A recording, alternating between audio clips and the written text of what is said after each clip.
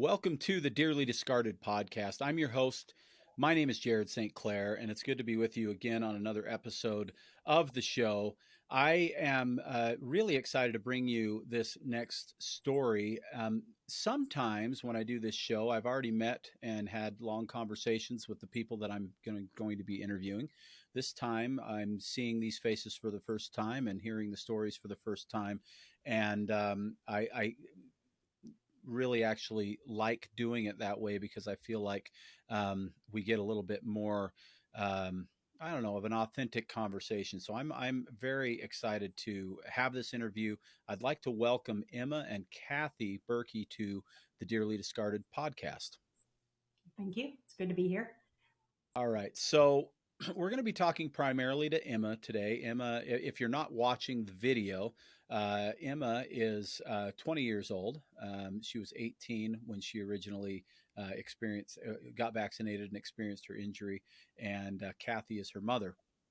And the first question I have for you, Emma, is if you can just tell us a little bit about yourself prior to the vaccine injury. So before I got vaccinated, I was in high school. I was a senior and I was working three jobs. I worked at my mom's construction company, I was a nanny, and I babysat. Um, Okay.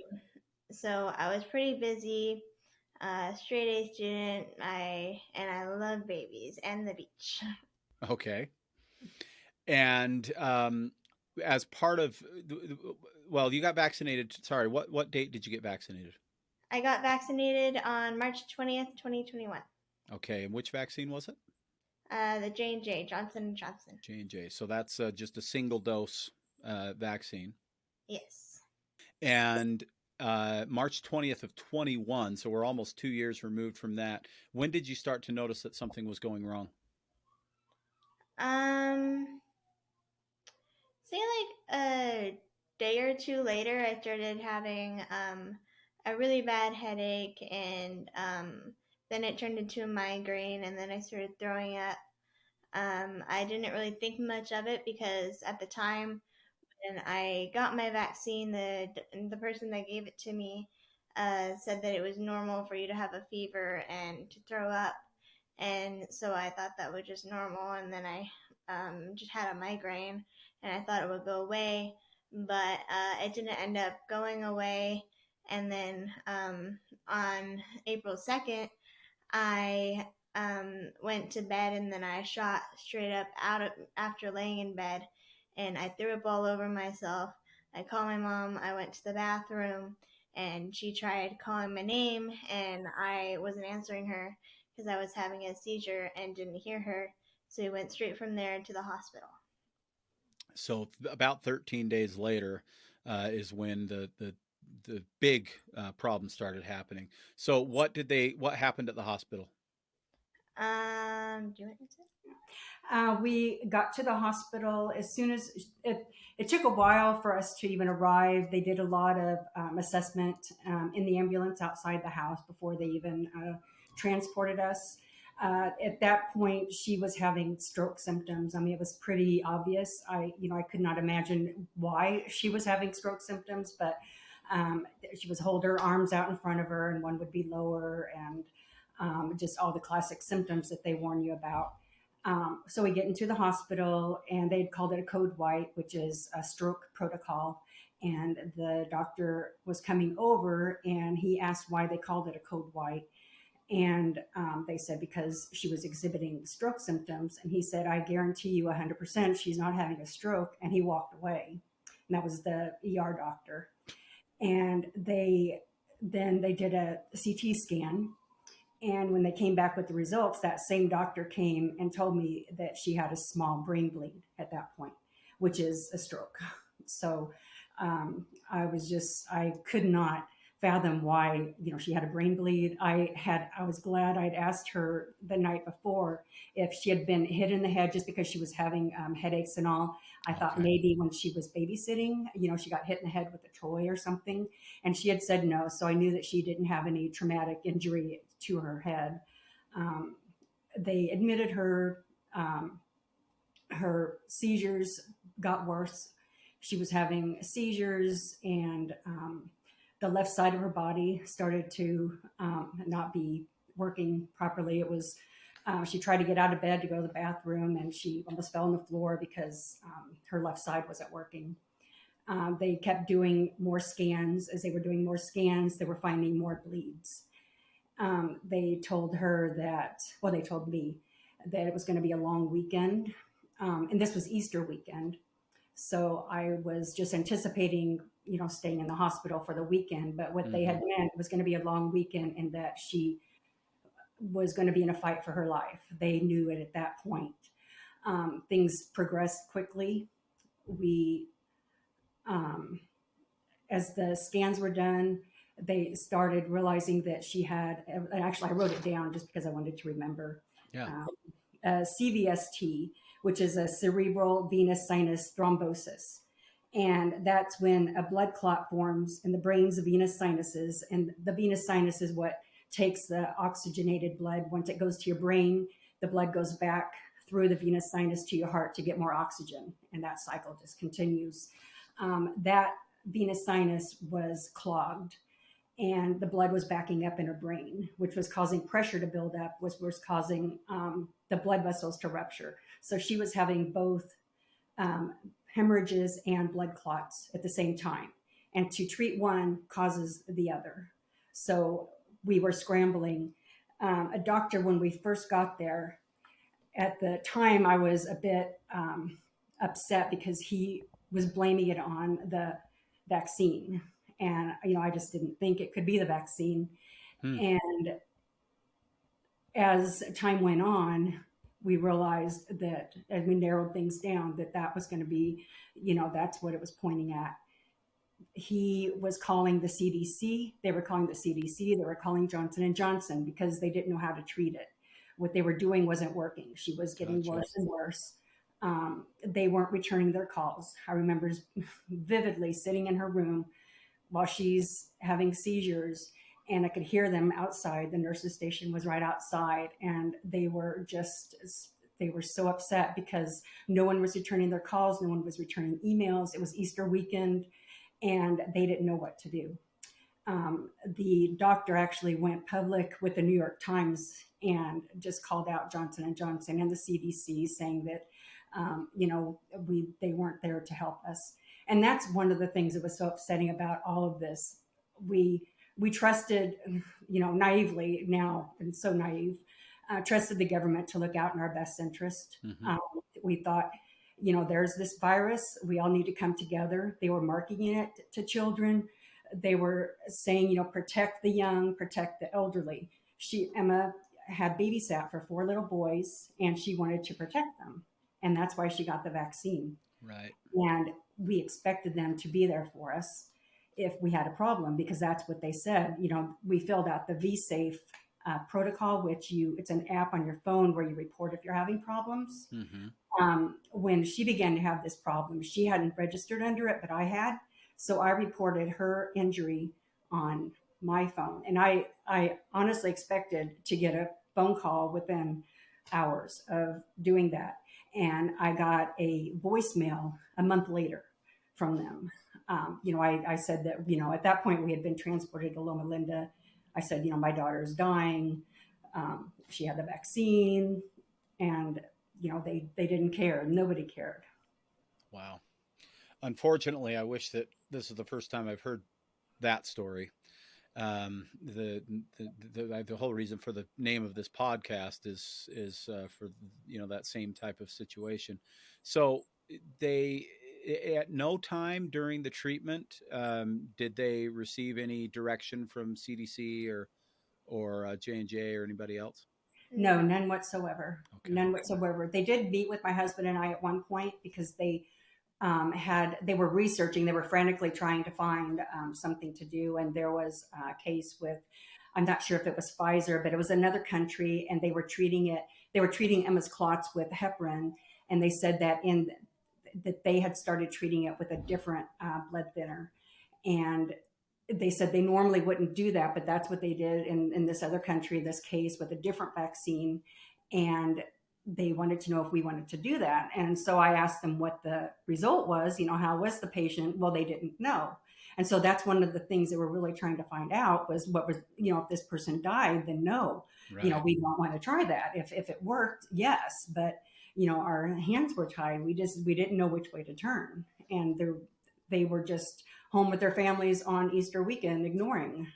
Yeah. And the big problem with my condition is that I had both brain bleeds and blood clots in my brain. So the treatment for one counteracted the other. Yeah, she Right. actually had 4 strokes, they said. Oh, I wow. ended up having 4 in total. Wow. All in that small period of time that weekend? Pretty much, so, I believe so, yeah. Okay. And they're bilateral, so it affected both sides. Wow. Okay, so then, I mean, at this point, it's touch and go in terms of whether or not you're even going to be here. So what happened after that? Clearly, here you are, so you survived it. But what was the process like after that? So I was in. They ended up having to put me into a medically induced coma to stop me from having so many seizures. And then a couple days later, Yeah, and then she was on life support. This is while we were still here in Nevada. She was put on life support in a coma. They said she was in grave danger, so they decided to do a brain surgery to try to remove the clots. So they did a surgery. They got some of the clot, and then they took her off the medicine to wake her up, but she didn't wake up. And that was, that was just horrific. Her father and I were, they prepared us for her to wake up and for us to tell her, reassure her. And so we're waiting for that. And she didn't wake up. They ended up doing a second surgery here in Vegas to get more of the clot. Then her heart rate was, she developed a fever. Her heart rate was, 180. She was in grave danger. The heads of the hospital met with us and said that they just didn't know what to do. They weren't getting any guidance from anyone. And that pretty much if she stayed there, she was going to die. And wow. They wanted to put her case out for any other hospitals in the nation to take it if they felt they could do something. And they stressed that they would only take it if they thought they could help. So, we were just praying that someone would take the case because otherwise, we knew what the end was going to be. And just about 6 hours later, Loma Linda Hospital in California took her case, and then she was transported to their hospital. I was life flighted. Yeah, life flighted. It was, and I couldn't fly with her because of the small size of the plane. So yeah.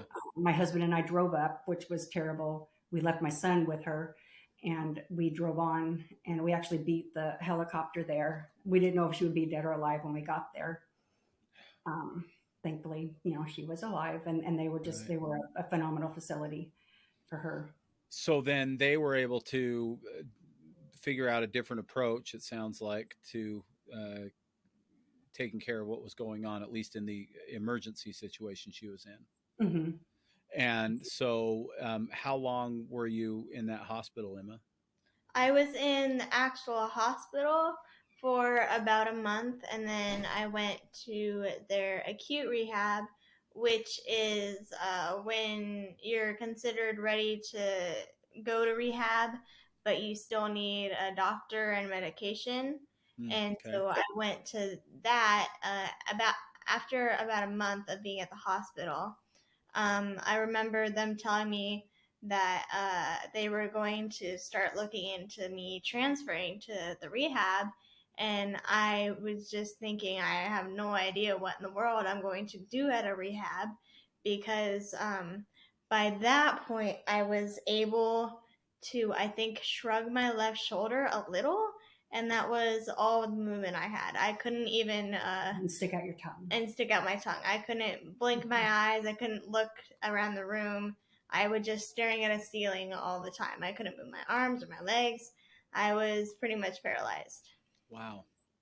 And how long did that last? I stayed at the... other rehab for 2.5 months. I still haven't gotten completely better, but I have gotten a lot better. The right side started to come along first.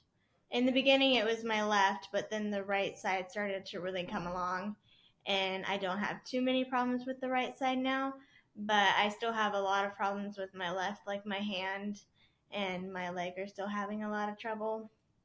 And do they believe that that's all because of the strokes, or do they believe that that's partly neurological damage from the vaccine, or do they know? It's the strokes caused me. So I went to my neurologist and they showed me pictures of my brain that I had from an MRI. And in those pictures, it's like a whole bunch of white, and then there are a whole bunch. For me, there were a whole bunch of big black spots and they're in my brain. So I'm like, what in the world are these huge black spots? Like, they should not be there, right? Right. And they were huge. And well, like the right side was huge, and there were multiple of them, like everywhere in my brain. And so my mom and I were talking to the doctor, and we were like, hey, like, what is this? Like, is that okay? Should we be worried? And turns out that the white is like it signifies places where pathways are in your brain, like nerves that are showing like where you're like where communication to show where Uh-huh. your body should move. And the black spots were caused by the vaccine that caused my strokes, and it makes the pathways just deteriorate and go away. So the black spots were places that I used to have communication for my brain to signal to different parts of my body to be like, Right. hey, you need to move now. And the reason I was paralyzed is because they just disappeared. I had, in order for me, the reason I'm able to move now is because I was able to remake those pathways in different places that allowed me to be able to move. I have a lot of uh, I compensate a lot to be able to get me to move at all. That's Mm-hmm. part of why I'm having trouble now in my therapy, is because in the beginning, when I first started therapy, it's like, okay, let's see what you can do. And then they've realized they can't do anything. And so, okay, let's get you to the point where you can actually do something, like Mm-hmm. anything you can do. And then you get to the point where it's like, okay, we know you can do this. Now you have to learn to do it right instead of just compensating for everything. And so I was just in shock that that can happen to your brain. And it happened in like a week. It takes you, like, what, your brain develops until you're like 25 or something? Mm-hmm. Mm-hmm. Like, that's crazy. Yeah, it is crazy. And of course, you don't think about those types of things unless you're kind of forced into it in most cases, right? So then at this point, you were at Loma Linda for about a month. You were in a nearby rehab, I assume, for a couple of months after that. Yeah, I was in the hospital at Loma Linda for a month, and then their rehab, which was about like pretty much across the street. It was Oh, like okay. five So minutes part of the away. same facility. I was there for 2.5 months. Yeah, so I was in Loma Linda for 3.5 months. Okay. And then this after Loma Linda, the process has been basically for you. It sounds like just really trying to regain mobility, going from an almost fully paralyzed state. Sorry, go ahead. Yeah, it's just therapy, therapy, therapy. I do therapy. I used to do therapy from 9 to 3 every weekday.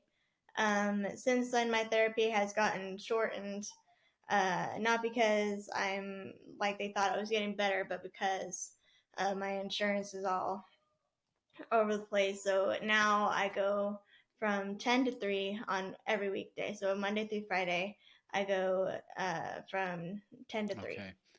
every And week. you're back home in Vegas doing all that. Yes, I have a yeah. I go to a place called Nerve Okay. Restorative.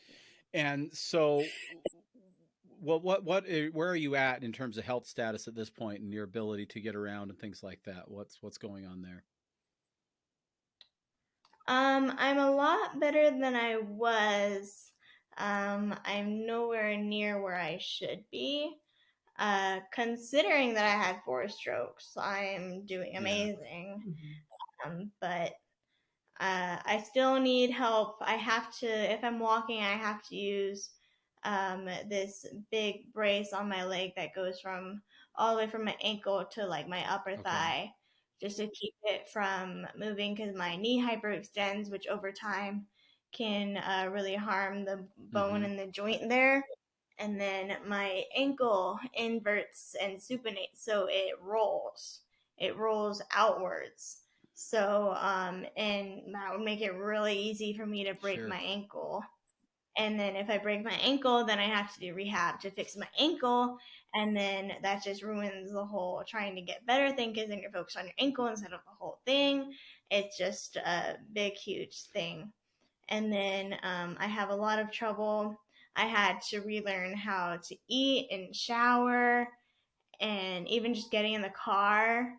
I can't drive. I can't. I'm able to write now, but in the beginning, writing wasn't even. I could make lines, kind of. Gotcha. But So, are there other besides the paralysis and the weakness and these things that you've described specifically? Are there other symptoms that you still deal with in terms of other neurological things or anything else? mostly like all the people at my clinic for brain injuries have problems Right. cognitively or with speech. And I was lucky enough that at my rehab they have a picture of a brain, and it like labels all the different parts of the brain and what they do. And I think I had looking at the picture, I think I had 4 places of the 6 that were affected, and the only 2 that weren't affected were the ones that affect your ability to talk and your memories. Interesting. And so, yeah, so I was pretty lucky on that front. I mean, it could have been a lot worse than it was. And I am able to kind of regain things over time. I mean, I shouldn't have to Right. do it. And so it's just terrible that I have to. But I'm lucky that God is helping me get better at Indeed. least. So let me ask you this then. In the early going, of course, there was no, over the Easter weekend and everything, there was no support really of any kind or no answers of any kind. Um, and then you said that you did fill out that VSafe, report and got did you say it was a month later that you heard back, Kathy? Yes, it was, and that was actually the pause of the vaccine, and that was due to her case. Yeah, I caused the You, pause. There were 6 cases similar to Emma's. One woman, I believe, died, and it was on the news. And they actually paused the vaccine for 2 weeks while they investigated this, and then they reinstated it, saying that these were very rare cases. And They said the benefit outweighed Right. the risk. mhm. And then at that point, when they reinstated it, because we were in the media, we had the media camping outside the hospital. It was just crazy. Um, and my husband and I, we just had our pastors talk to them. We were just focused on Yeah. Emma, and so it was in the news and Good Morning America and all. But once they paused the vaccine and brought it back, the news shut down. They were not talking about it anymore. It was just crazy. It was like there were just 6 cases of something and that was it. Now everything's good. And no one talked bad about the vaccine anymore. They would do interviews with Emma, but we found that they would do an interview with her and it would get edited down so much.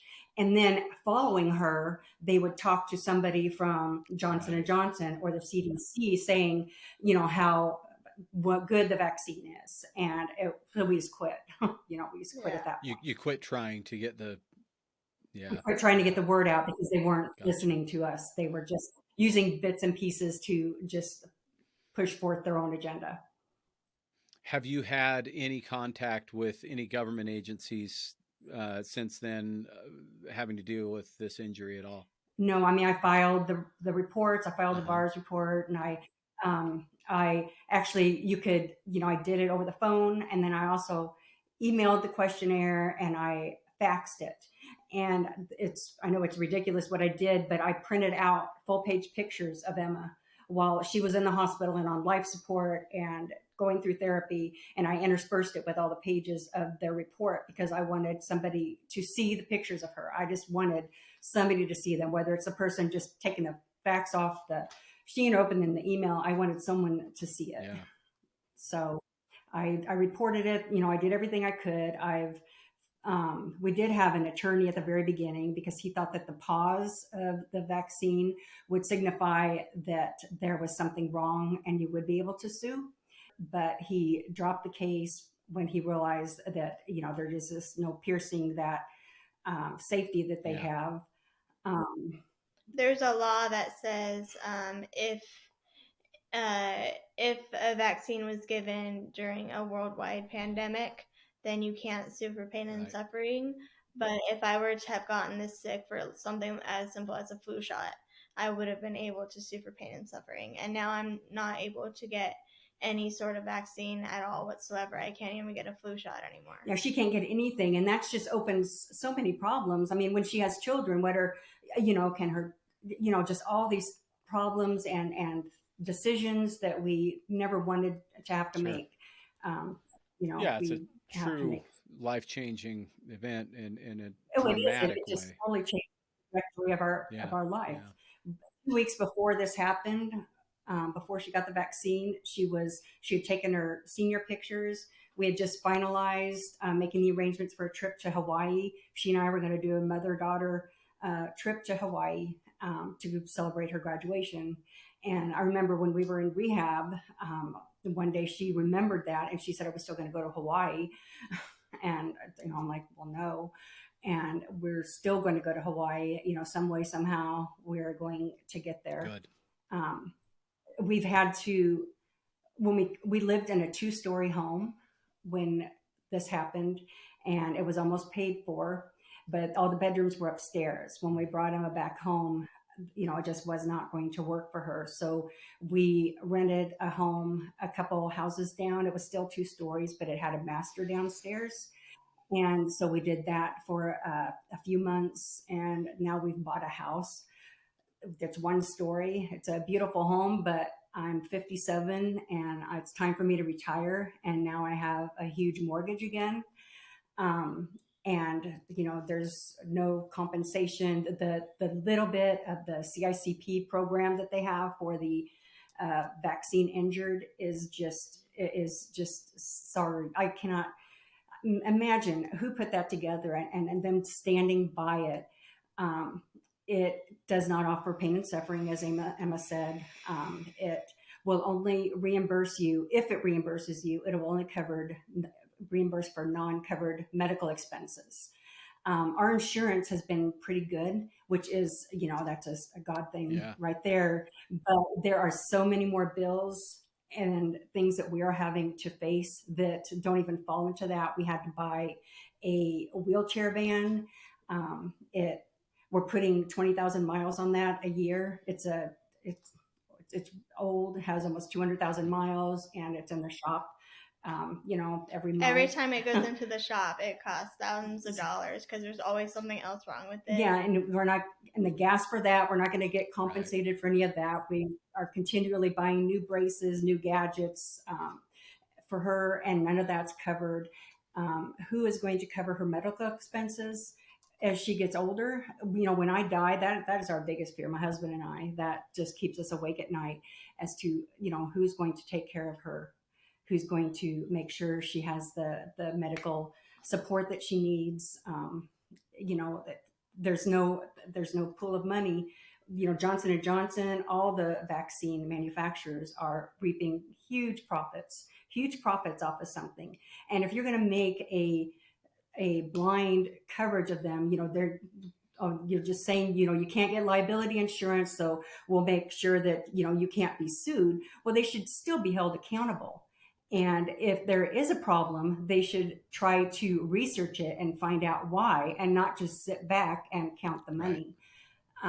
While we are just, getting further and further in debt, which I'm fine with, and I'm fine working till the day I die because I have Emma, and that's all that I I Right. want. I have everything I need, and God's going to take care of us. But it just isn't right because there are just thousands more families like us facing And this. that's the thing, right? I mean, it's what I hope happens with, you know, this show and some of the documentaries that have come out, on this topic of vaccine injury is that people that haven't been personally touched by it, I don't have any very close family or friends that have experienced injury from this. I've met some amazing people who have become my friends, after the fact, but I've not experienced it. But what I hope is that people like me who have not seen it firsthand or experienced it within their family or experienced it themselves will recognize when story after story after story after story after story is reported on podcasts like this and documentaries like Safe and Effective and anecdotals and so on, that it will be as obvious to me and apparent to me as it is, or to them as it is to me, that this isn't rare and that safe and No, effective doesn't mean what they told us it meant. no, no, and they don't care. They can set up all these safe protocols and tell you they have all these protocols in place, and if you have a reaction, we'll be there for you. But now we know that's not the case.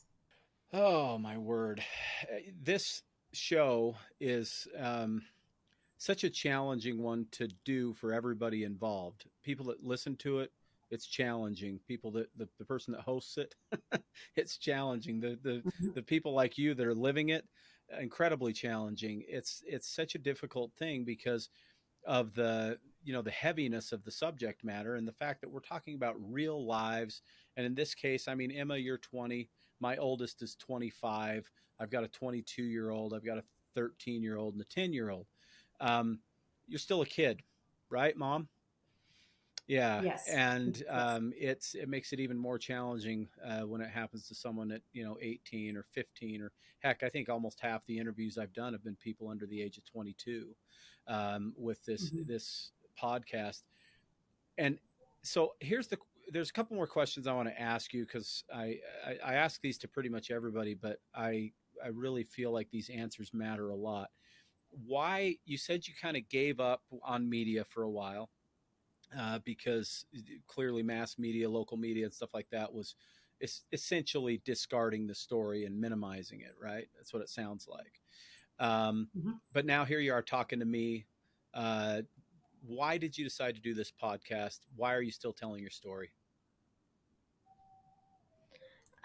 Well, for a really long time, I kept trying to do interviews and things because people were still able to get the shot, and some people might not Mm-hmm. know that something like this could happen to them. So I kept trying to do interviews and newspaper things to get my story out there so I could warn people. But a big part of the problem was that with like I've been on the news a lot locally, and after like the first time I was on the news, they just seemed to be um, like this is what happened to her, but she's fine now. It won't happen to you. It's so rare. It will happen. It's one in a million. It's never gonna be you. And you think, oh, it's one in a million. But when you're the one, it's a really big deal. And they would have me go on and say like, hey, this is what happened to me, and then have some doctor come on right after me, and the interview would be like, I don't know, like an hour long, and they would put me on TV for two Right. minutes and then have a doctor on right after me for like 5 minutes saying it won't happen to you, it's safe, this is what happens, we've gone through things and we figured it out. And if it does happen to you, don't worry because people will help you. And that's not at all what They'll help people happened. who had the vaccine, who got COVID. There's support for people that had COVID, but not support for people who got injured by the vaccine for Right. COVID. Yeah, and that's a really really big deal and an important point, and I'm glad that you brought that up. It's that if you get sick by just about any possible means that you could get sick in this country, there's generally help somewhere for you, right? Whether it's cancer or heart disease or COVID or any number of other things. But if you get injured by a product made by these vaccine manufacturers, it's, you know, crickets, right? You can't get anybody to help you or do anything or say anything. In fact, it's even worse. Again, the reason we decided to call this podcast Dearly Discarded is that that's what ends up happening to a very large degree. Is Mm-hmm. It's just, look, we're going to ignore that And you're that's what we even felt there. like. We thought people were, listening and as they were reaching out, and then we realized, that's not what's happening. They're just turning our story to their own Yeah, agenda, it's and then the we opposite just of help. drop. Yeah, exactly. Exactly. All right. And Kathy, I'm curious, why do you feel like the story needs to be heard? Well, um, because so many people have approached me since this happened. So I know it is not rare. I know it is real, and It's not one in a million, is it's it? not one in a million. It's just so. Yeah. And Johnson and Johnson, even that vaccine, they paused the vaccine, then they reinstated it, and then about 6 months later, they looked at it again and they put another warning on it for this. And just in December, they said that if you have any chance to get any vaccine besides Johnson and Johnson, do it. Don't do the Johnson and Johnson. But if that's the only one you can get, go ahead. And if you cannot get it if you are under 18. So I talked to the attorney and he said that that's because if they actually pull it, that will open them up for lawsuits. So they know this vaccine is specifically horrendous to people and causing, it's changing everyone's lives, ruining their lives, taking lives, and they continue to have it out there to protect themselves. Yeah, and yet, unfortunately, Johnson and Johnson is by far the least given, administered, I guess is the right word, of the vaccines here in America, why. right? Because there was so much cause for pause. There was cause for age concerns and things like that. And so, because of that, I don't talk to a lot of people who have been injured by Johnson & Johnson because there's so few people that had it by comparison. Most of the people I talk to are Pfizer, and then it's Moderna, and then but the thing that I think is really important to stress, if you're listening to this show and you haven't listened to any of the other episodes of this podcast, for you listening to the show right now, don't make the mistake of thinking that there's only one of these vaccines that causes these issues. Every single one of these is creating all types of problems. Exactly. And Emma, you nailed it on the head. And you remind me, my very first interview that I did, I don't know if either of you have watched this, was with a young man, Andre Cherry. If you haven't watched his interview, if you haven't watched his interview on Rumble, don't listen to it. Watch it. You need to see it, because his symptoms are very exhibitable and very obvious to the eye. But I asked him, why are you doing this? Why are you doing this interview? And at that time, I was even more curious than I am now, because it was the very first one of these interviews I'd ever done. He's 22 years old, and he's wheelchair bound. He's in real bad shape. And I can't remember, to be honest with you. I think his was Pfizer, but I can't remember, but it doesn't really matter. And he said, because if my story can prevent one person from making the mistake I made, then it's worth me talking about it.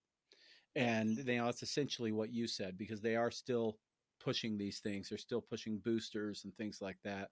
And I really appreciate it, because I can't put myself into your shoes at all. I can't even come close. But I anticipate that it's tempting to just take care of yourself and take care of your family and not do this kind of stuff, interviews and podcasts and advocacy and all these kind of things. So anybody in your position that is willing to open your mouth and tell your story and share it, I do believe you're making an impact on other people's lives. And I want to thank you personally for being willing to do that. Thank you. We hope so. I believe you are. I really do. And I can tell you that you are, because do you want to hear something really cool? I think it's really cool. I was talking to, not talking to, it was a Facebook interaction, I think. Might have been Instagram, but anyway, a social media thing. Stranger I'd never met before, who listened to this show and has been vaccinated early on, but was not injured, and was getting a lot of pressure from somebody. I think it was family members to get the boosters. And he said, you know what? And he, typed this out, but he said, Jared, thank you for Dearly Discarded podcast, because it gave me the courage and the knowledge and information to know that maybe it's I've done enough and I don't need to go any further. Right. And so you are making a dent, and it is a one person at a time kind of a situation, but it's a really really vital thing. 10 minutes before I got on air with you, I was talking to someone who's got a 15-year-old who is dealing with vaccine injury as well, and it's not rare. It's not one in a million. It is censored, it is blocked, it is hidden, and we need people like you who are the ones that shouldn't have to advocate for this to share your story. So again, thank you so much. Is Well, there thank you to you for doing this. Absolutely. I'm more than happy to. This is this show's a labor of love for sure, because I'll be honest with you, it's not the most fun thing I do every day. But it is nice that I get to meet some amazing people like yourselves. I'm going to ask you one other question that I think is actually two other questions, then I'm going to let you go. One is, are you doing anything that you have found besides therapy, besides actual physical therapy? Have you found any other answers that have seemed to have helped you that you'd like to share with anybody else who might be struggling? I think just believing in God and knowing that there's something, that there's meaning for all of this, and that there's someone who ultimately can help me and will help me, because you really have no idea. If you don't try, you don't get better, and sometimes it's just so hard to try, you don't want to. And so you have to find the courage to try. And so God really helped me with trying to put in the effort to get better. And there are a lot of people at my therapy, at my rehab, who are having a lot of trouble with putting in the effort to stay better. And a lot of them don't believe in God. So He's the whole way. So your faith. Definitely. That's funny. Well, not funny and probably not coincidental either, but I asked that same question of Andre, and he said very much the same thing. That the faith makes a very, very big difference. And how do you feel about your recovery? Do you feel like you're going to get all the way back? What's your level of hope and belief there? in the beginning, it was pretty much not there. I would just cry like every other night. I just cried. She had to deal with me. It was tough. I'm sure she was crying with you. Yeah, she was. Sure. It was sad. But that's part of the reason anyone who goes through something like this, you have to make sure that they will try. If you don't put in the effort, you're not going to get anything out of it.